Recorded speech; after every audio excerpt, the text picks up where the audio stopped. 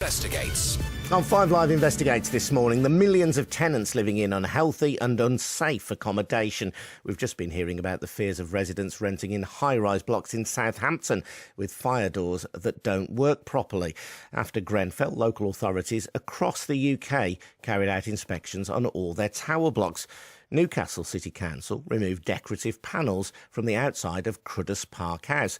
It's a 20-storey high-rise to comply with safety standards, and the idea was to reassure residents and make them feel safe.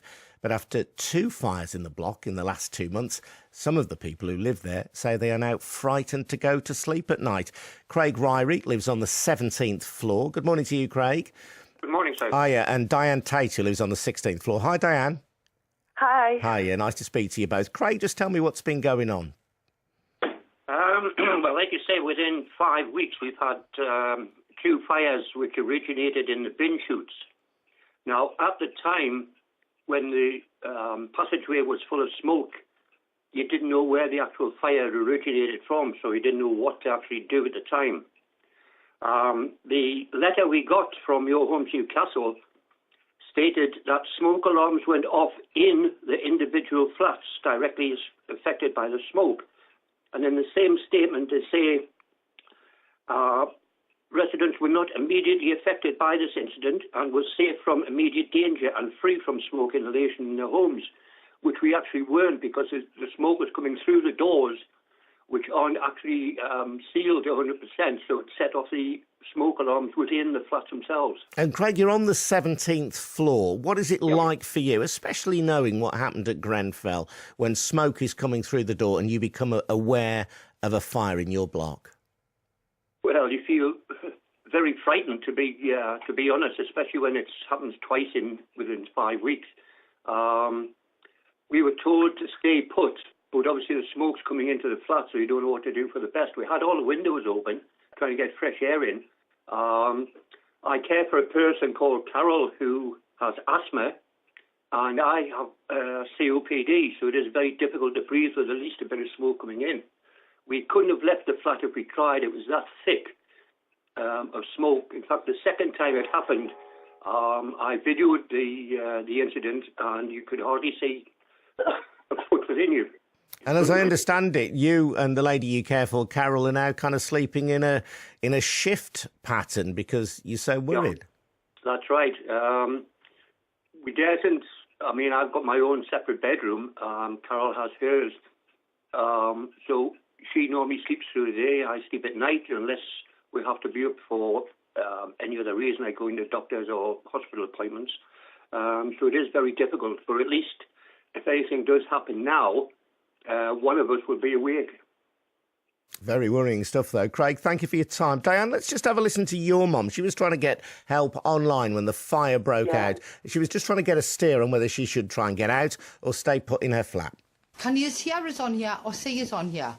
There is a fire in my block. I believe it's the floor below. I phoned the fire brigade. Everybody's hammering on people's doors. Some are running, some are getting out. And I've rung the fire brigade and they said, stay put unless smoke comes in my house, then dial 999. Now, I've got a burn to get down the stairs. I just don't know what to do. Somebody give us some advice. I think we should try and go for it. But I don't know how bad the stairwells are with smoke. I don't know what to do. I hope you can hear us. It's just a little snippet, Diane, isn't it? But just underlines the confusion and the fear that people feel. Yeah, I mean, that was particularly frightening for me, that fire, because my 6-year-old daughter was also on the 16th floor with my mum. But I mean, both of the fires that have happened, they've been in the bin room, and smoke has come out of every chute on every floor because the chutes don't have airtight seals, and that is regulation. Straight after Grenfell, I alerted the council to this particular breach. They didn't do anything about it. I alerted them again after the first fire. Again, they didn't do anything about it.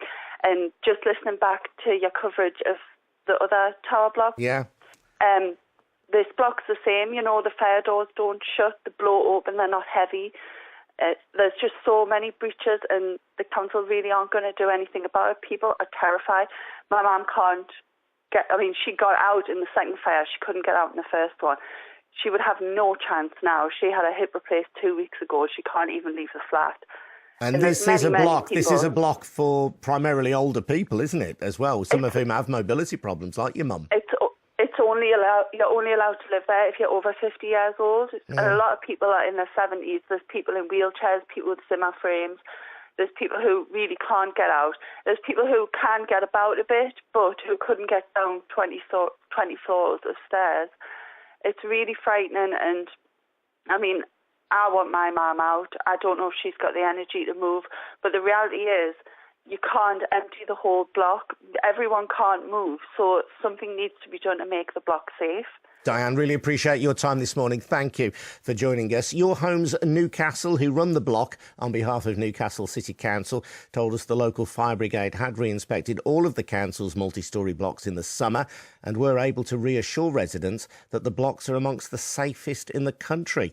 They say both recent fires started in a bin chute and have asked residents to keep the bin chute fire doors closed at all times to stop smoke getting into communal areas. Just want to get a quick reaction on this from the MP Karen Buck. We're going to speak to Karen in more detail a little bit later because she's campaigning for a law that would make it illegal for landlords to rent out properties that are unfit for human habitation.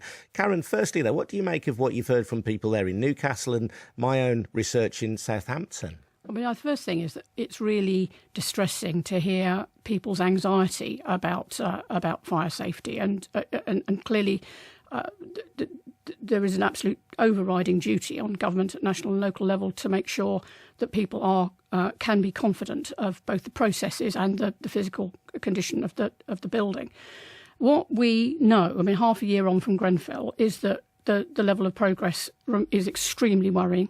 We know in policy terms from the interim report that the government set up under Dame Judith Hackett, looking at the building regulations, that whole process by which people establish whether the buildings are safe and fit for purpose, that those building regulations are themselves not fit for purpose. And there is a review going on into that, and that has to be done and implemented with absolute urgency.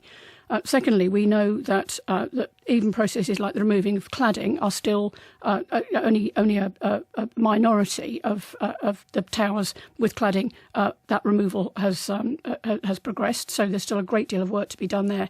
And we also know, and this is something very much for the government, that cash-strapped local authorities need support in carrying out essential fire safety works, and they're not getting it from the government, and they can't. And they mustn't have to take fire safety work out of other maintenance and repair budgets. So, whether you're looking at policy, progress or government financial support for this work, half a year on from Grenfell, it's really very worrying.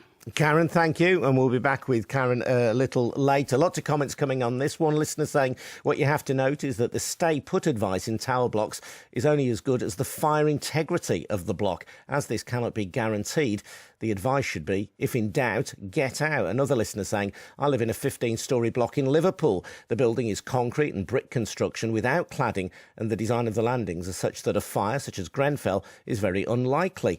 The fire precautions are effective, but are being overzealously interpreted and enforced by the landlord. Nothing is allowed on the landings, including plants. We were not even allowed a Christmas tree in the residents' lounge. Two residents, one, an 82-year-old woman who kept plants outside their own doors, are being prosecuted under antisocial laws. It's no longer a home here. It's more like living in a prison or a 50s-style army barracks. Keep your comments coming. You can text us on 85058 or at BBC 5 Live.